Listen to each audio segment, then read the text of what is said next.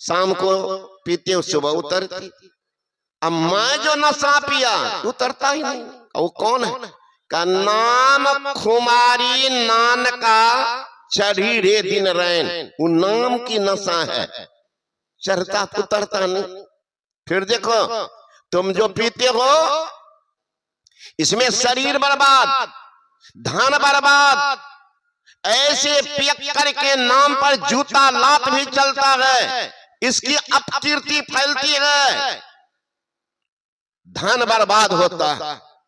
और मैं जो नशा पिया हूं इसमें शरीर आबाद, परिवार आबाद, उनकी कीर्ति फैलती है, उसका जसगान होता है और उसके नाम पर पुष्पमाला अर्पण भी होता है।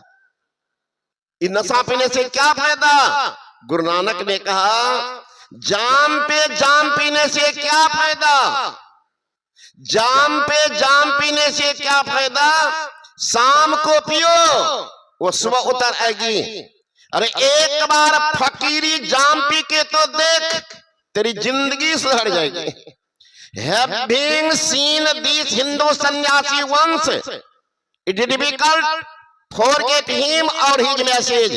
एक बार हिंदू सन्यासी की मैसेज उतरने दो, it is difficult forget him, तुम्हारे भूलना मुश्किल हो जाएगा।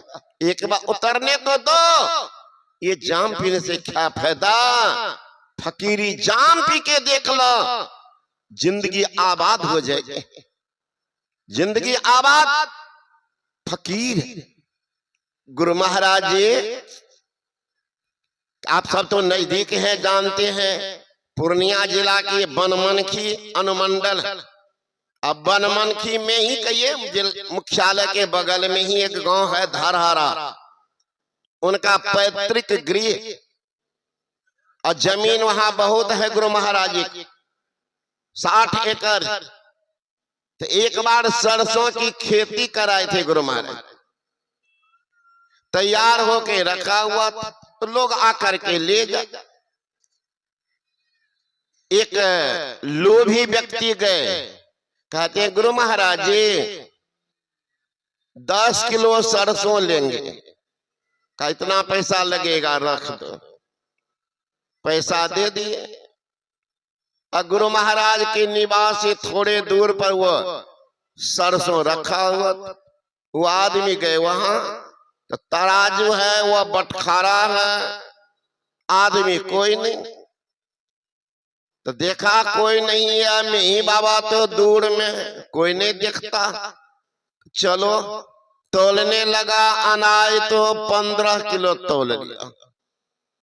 अब 15 किलो तोल करके घर चला गया।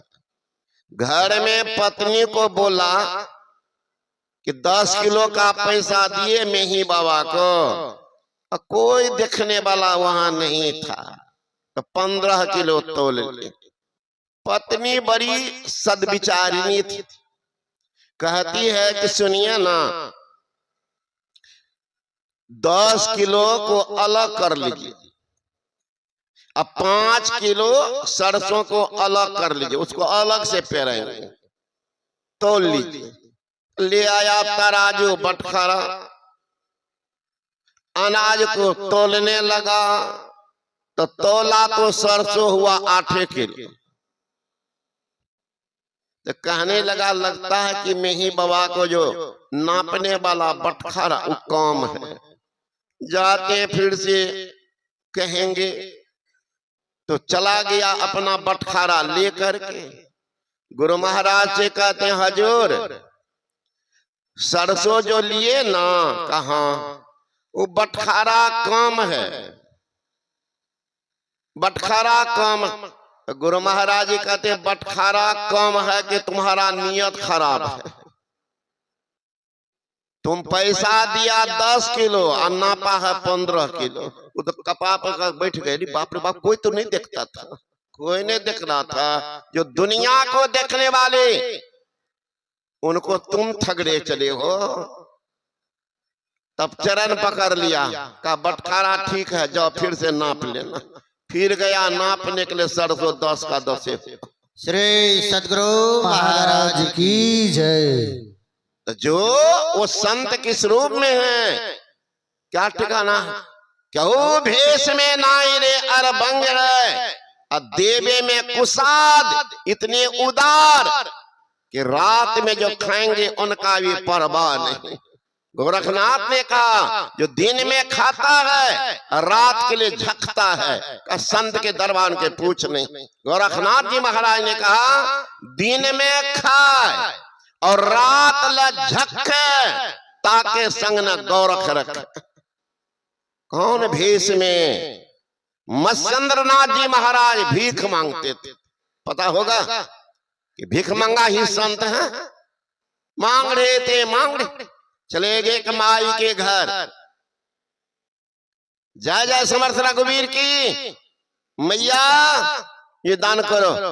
एक मैया निकली घर से, देखा बाबा जी खड़े, जाकर के झोला में भिक्षा डाल दी और घर के तरफ जो मुड़ी तो रोने लग गई, रोने लग गई।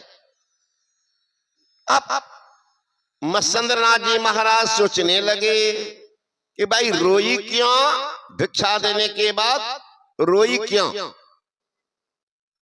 आवाज लगा दी, अरे ओ माई, ओ माई, सुनो माई, तुम रोई क्यों? मैया कहती है बाबा जी आप भी किसी माँ की ही संतान।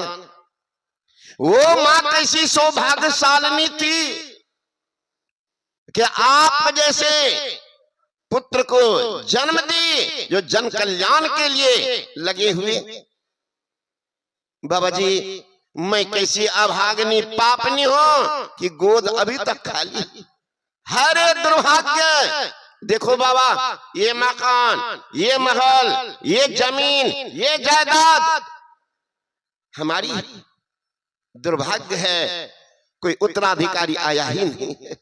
अपने बदकिस्मती पर रुलाई आ गई बाबा, बदकिस्मती पर रुलाई आई। मत्स्येंद्रनाथ जी महाराज कहते कोई संतान? नहीं बाबा कोई संतान।